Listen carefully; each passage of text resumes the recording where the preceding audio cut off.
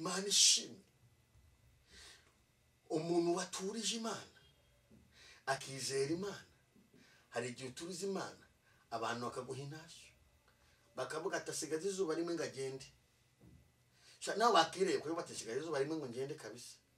Hari umunsi naturuje Imana, nturuza Imana noza ibyombo kabisa, umunamina y'amazi ibyo musi nzabyibagirwa. Nturuza Imana mbwa ati cyawera ruzapfa ntacyo wimariye. Nande ndavuga nisigaza izuba rimwe kabisa nkagenda. Ariko nari nturuje Imana. Muri ako kanya numva ijwi rimbwiye ngo umwana wanjye nzakugira uwo kubaho. Oh haleluya Yesu. Mana tuje imbere yawe, tuje kuvuga imirimo yawe ukora. Shiti zagusengarwa abari mu gihugu cyacu, abari ku migabane itandukanye y'isi, twongeye kubaha ikaze.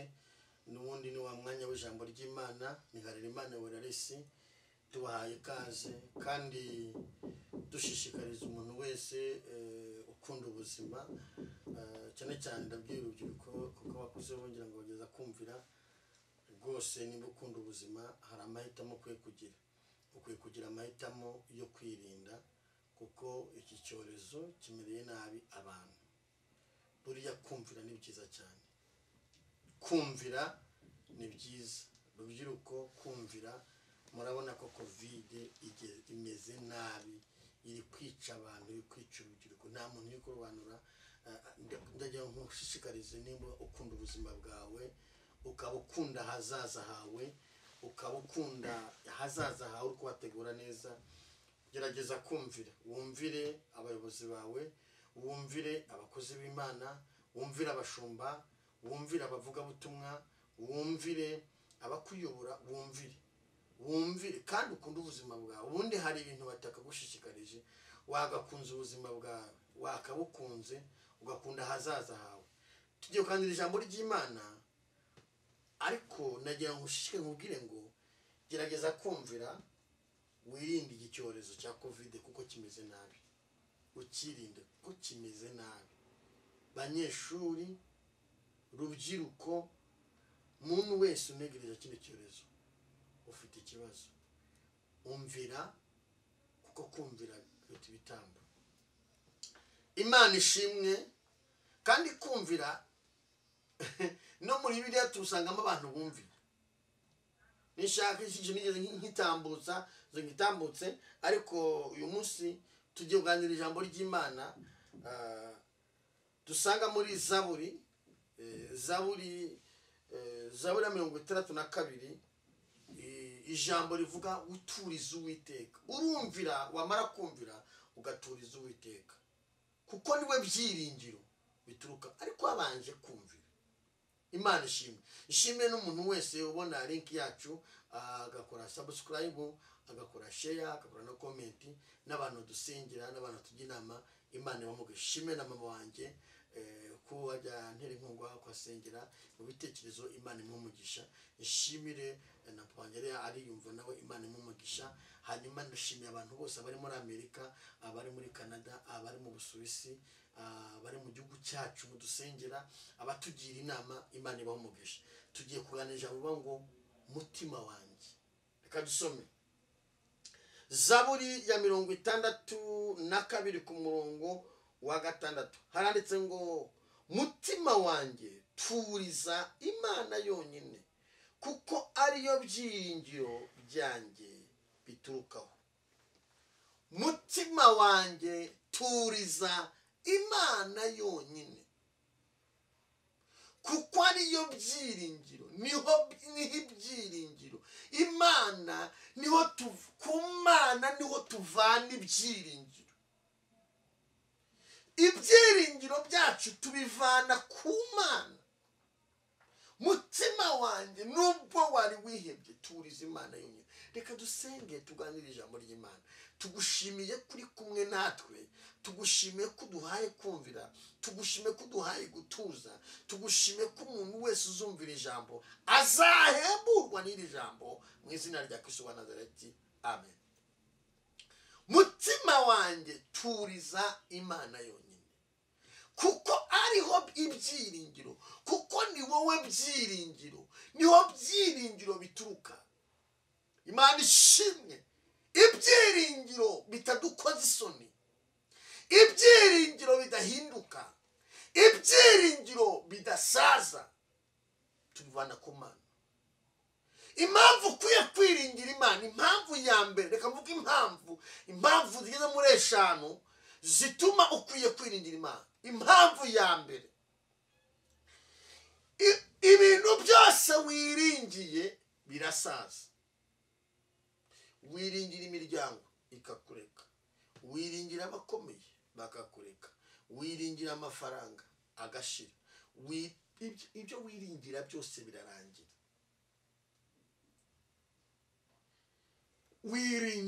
Wiringira business ikomeye ikavaho, wiringira umwanya ukomeye ukavaho, umva ibintu wiringira bivaho birasaza. Ese waruzi ko ibintu byose birasaza, bivaho bikasaza bikarangira? Bego n'umwanya w'upaseri urasaza. N'abahanuzi barasaza, so bahanuraga ne bagihanura bapi baraciye, abandi barapfuye. Ababishop bakomeye bavuyeho bavaho bakarangira, ariko haleluya hari utarangira. Bibiri avuze ngo umutima wanjye turizima. Ese niye twashira umutima, niye twakerekeza imitima yacu, niye wakerekeza umutima wawe mu gihe cy'amakuba nk'iki turimo? Ni ku Mana. Niye wazamura ukwizera kwawe, niye wajyana umutima wawe, ni ku Mana. Mutima wanjye turiza Imana yonyine, kuko ariho byiringiro byanjye biturukaho. Imana niyo irema ibyiringiro mu muntu kandi ikabihagararaho ikanabirinda. Imana niyo iguha ibyiringiro by'ubuzima, ukagira ubuzima ukabaho, abantu batabishaka ukabaho. Imana ishimwe. Imana niyo iguha ibyiringiro by'ubuzima, abantu bakarara baroga, umurozi akarara mu marembo yawe aroga, akarara mu muryango aroga, akaroga kashya n'amazirantoki, akavuga ati uko byamera kose nabirenga arabyimba ibirenge. Iyo washyize ibyiringiro ku Mana, ubitambuka mu gitondo yaza kureba agasanga uri muzima. Imana ishimwe. Imana ni ibyiringiro.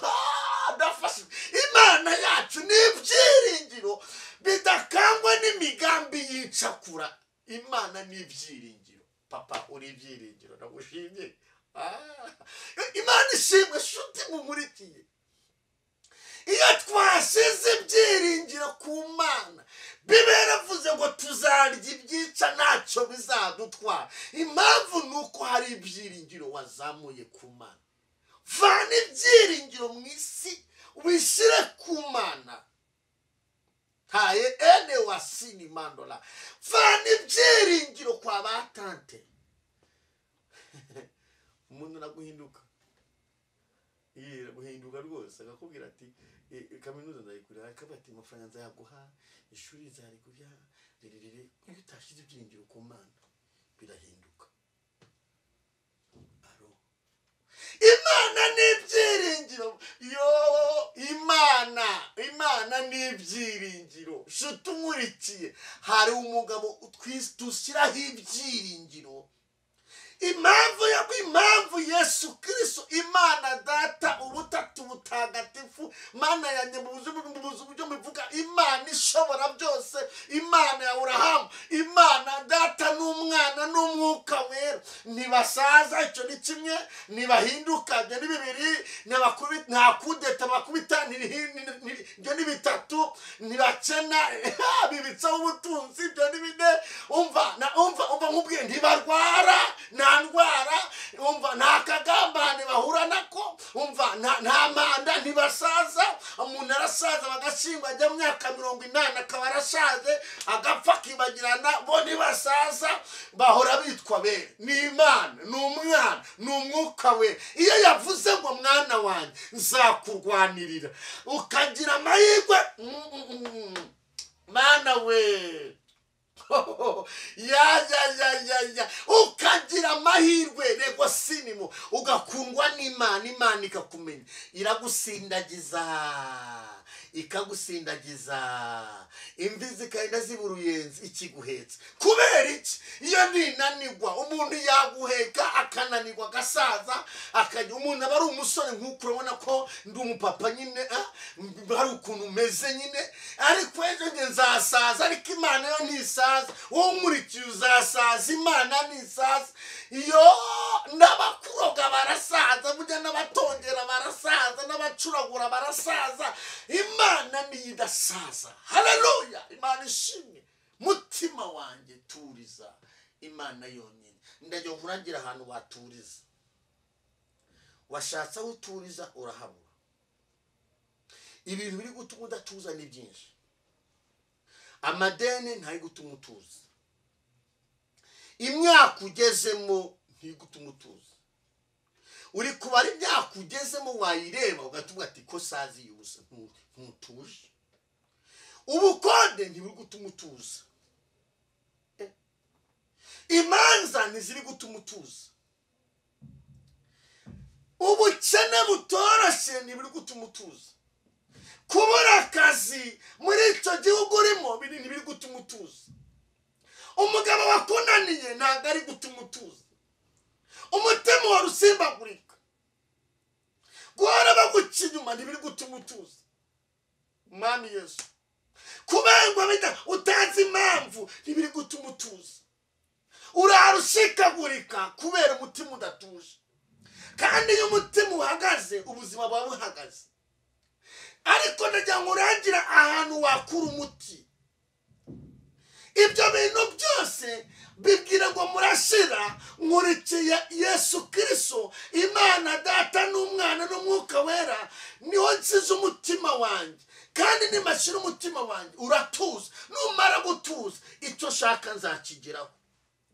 Icyo umuntu ashaka akigeraho bitewe n'umushigikiye. Icyo ushaka, akazi ushaka uzakageraho bitewe n'ukuri inyuma. Urubyaro ushaka uzarugeraho bitewe n'ukuri inyuma. Imana ishimwe. Business no gupanga uzageraho bitewe n'ukuri inyuma. Ninde washize inyuma? Shira inyuma Imana, la bonne folie ya Imana. Shira Imana ishire imbere yawe, uyishire imbere, uyishire n'inyuma. Ahantu hose ujye hagati. Ubwira Imana ngo Mana njye imbere, unjye n'inyuma. Ujye inyuma nkubitira abanzi, ujye imbere nkubitira abanzi, njye mbe mu hagati, mbe kana kawe. Jya mu butatu butagatifu winjiremo indani. Bwira Imana ngo njye inyuma ukubite iby'inyuma, ujye n'imbere ukubite n'iby'imbere. Mutima wanjye Imana ishimwe. Umuntu waturije Imana akizera Imana, hari igihe uturiza Imana abantu bakaguha intashyo, bakavuga ati asigaze izuba rimwe ngo agende. Nawe wakireye kuko batasigaze izuba rimwe ngo ngende kabisa. Hari umunsi naturuje Imana, nturiza Imana noza ibyombo kabisa, umunami n'amazi ibyombo sinzabyibagirwa. Nturiza Imana nambwa ati cyawera ruzapfa ntacyo wimariye. Nande ndavuga nisigaze izuba rimwe kabisa nkagenda. Ariko nari nturuje Imana. Muri ako kanya numva ijwi rimbwiye ngo umwana wanjye nzakugira uwo kubaho. Iyo waturije Imana wumva amakuru abandi batumva. Reka kushagarara. Ntibivuze ko ushobora guturiza Imana ugakena, ushobora guturiza Imana ukarwara, ushobora guturiza Imana ukabura amafaranga, ushobora guturiza Imana ukabura amahoro. Ariko nivuze ko Imana yakuretse, Imana izi ikizakora ku buzima bwawe. Komera tayasini moshikama, komera tani mandorema, turiza Imana yonyine. Ese hari icyo Imana yavuganye nawe yiturize? Hari icyo Imana yakubwiye ku buzima bwawe? Turiza Imana yonyine. Imana ishimwe. Uyu munsi nicara nkavuga ubutumwa bwiza.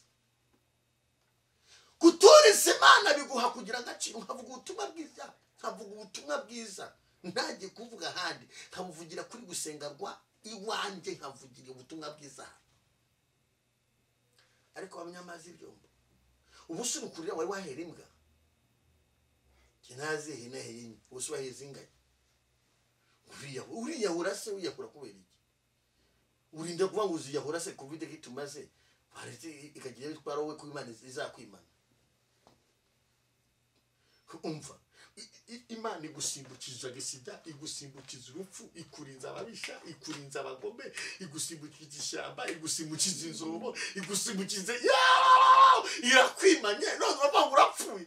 Dawidi yaravuze ngo sinzapfa nzarama kugira ngo necerereze abantu imirimo n'ibitangaza newaza mando nekosinimo. Igihe yagushingukize ni ikimenyetso cy'Imana izakora ku buzima bwawe. Ibintu Imana yagusimbukize, inzobe Imana yagusimbukize, ibyago n'amakuba Imana yagusimbukize, nicyo kimenyetso cy'Imana izakora ku buzima bwawe mama.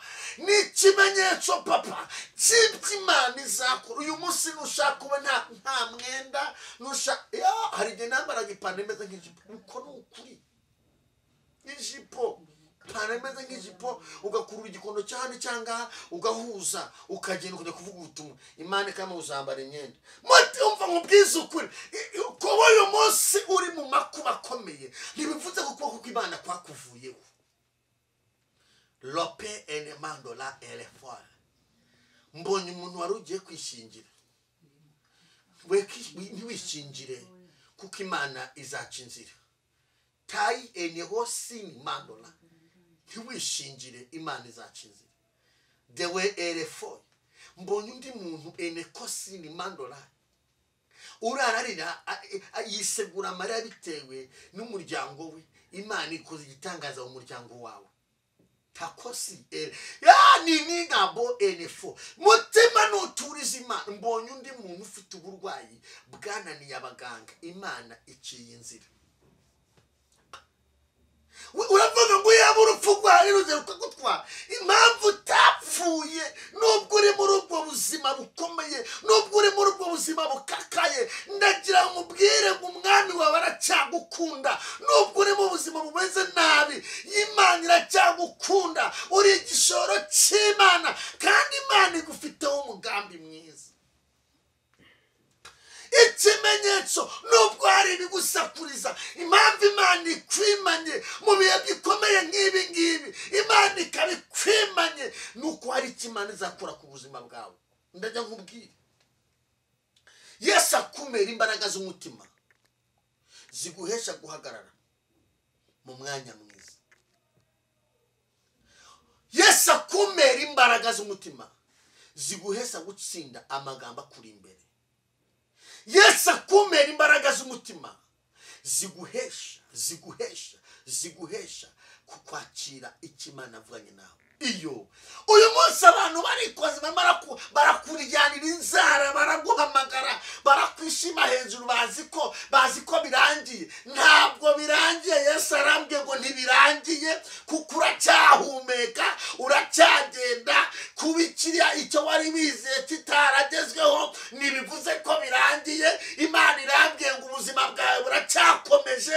Komeza ta enemando la bonia sikana mandora. Komeza penefa wicika intege ngo birarangiye, ngo urarangiye, ngo urarangiye, ngo umuhungu ngo arakwanze ngo urarangiye, ngo amadeni ngo araje ngo urarangiye. Yo urarangiye. Umwami wawe Imana yakuremye, uri igishoro cy'Imana. Nta muntu wabigizemo uruhare ngo ubeho, nta muntu wabigizemo ngo ukihumeka. Habaye ibintu byinshi byari kuguhitana, Imana iguhagararaho. Ikikuzigamiye, icya mbere ikuzigamiye kuzabona ubugingo, icya kabiri ikuzigamiye kuzaba umunyamumaro muri iki gihugu. Aho uri ku mugabane aho wicaye, aho utuye, Imana izakugira umunyamumaro. Icya gatatu ikuzigamiye kuzabwira abantu imirimo n'ibitangaza Imana yagukoreye. Icya kane ikuzigamiye kumenya abantu, ukamenya inshuti n'abavandimwe, ukamenya bujya mu byago duhuramo nabyo, mu bigeragezo duhuramo nabyo, mu makuba duhuramo nabyo. Tugenda tumenya abantu ntabwo uzabamenya ubyibushye, abantu uzamenya ufite amafaranga. Muri icyo gihe uzabona abantu bose ari beza. Abantu uzabamenya uhuye n'ibyago n'amakuba. Abantu uzabamenya ubutunzi bugushizeho. Abantu uzabamenya akazi gahagaze. Abantu uzabamenya wagambaniwe. Abantu uzabamenya ubukwe bwegereje. Umuzi kubona gupangira umugabo ubwira ati nzagushyikira n'inkwano zayiguha kubera ko ari umuntu ugahita umumenya.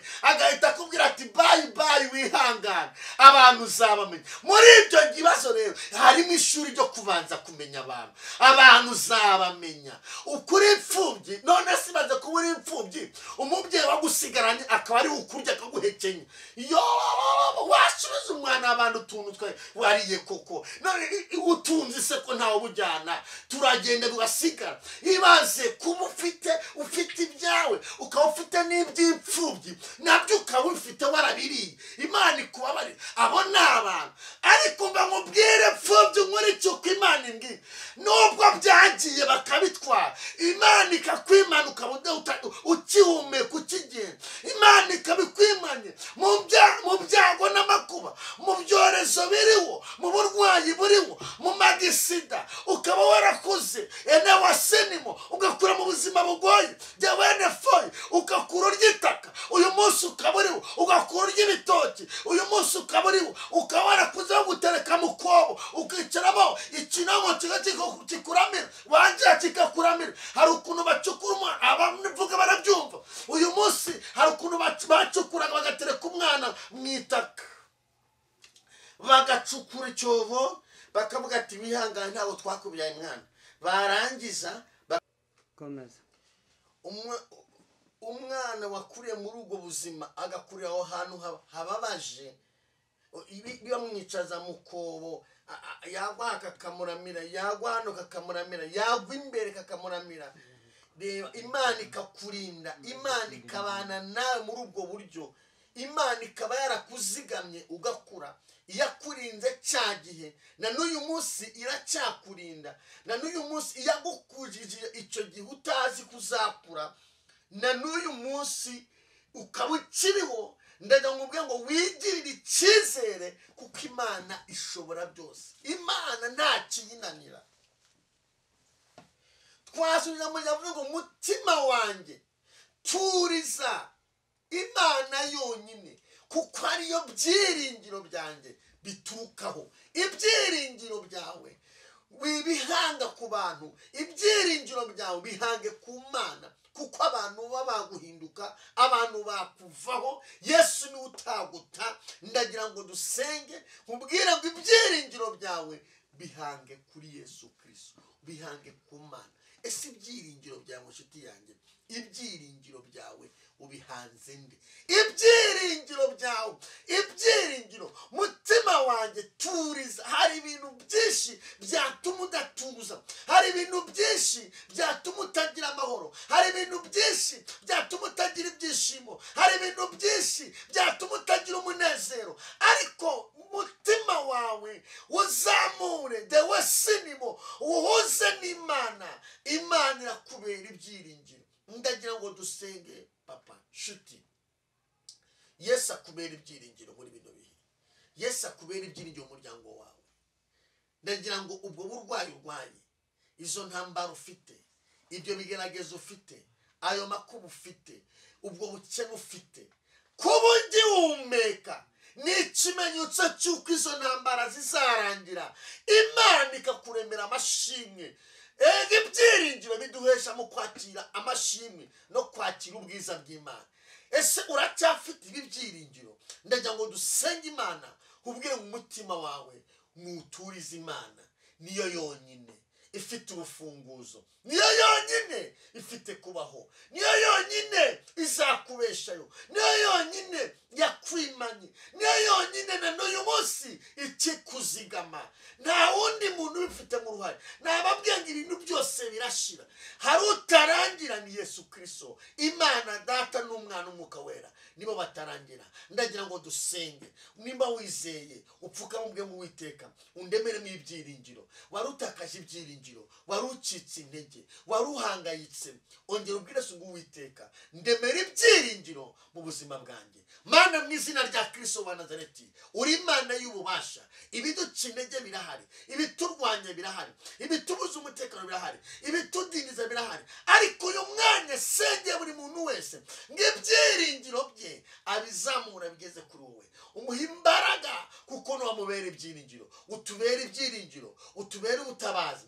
utubere umurengezi muri bihe bikomeye, muri bihe by'inama, muri bihe by'ibyorezo, muri bihe by'amakuba akomeye, ubere buri muntu wese ibyiringiro. Sabiye abakobwa, sabiye ababyeyi, sabiye abasore, umuntu wese utakaje ibyiringiro wongere umusubize mu ibyiringiro, kuko hazaza he ni wowe uhazi, kandi ufite ikigiye gukora ku bantu waremye. Utubere byose, utubere umutabazi, incecekesha imbaraga z'uburwayi, abari kwa muganga bakize, abarushe n'abari mu batabare, afite amadeni yishyure, abafite uburwayi bwo mu nda bakize, abafite uburwayi bw'umugongo bakize, abafite uburwayi bw'umutwe bakize, abafite uruzero bakwe mu ruzerero, abafite za karande zazenye zibakureho, oneza mandona, ukure igisuzuguro ku buzima bwawe witeka. Urakoze Imana kubikoze mu izina rya Kristo wa Nazareti, amen. Imana ibagire neza. Ijambo ry'Imana nakagaruka. Yesu akubera ibyiringiro mu bihe bikomeye urimo. Bye bye. Yesu agineza.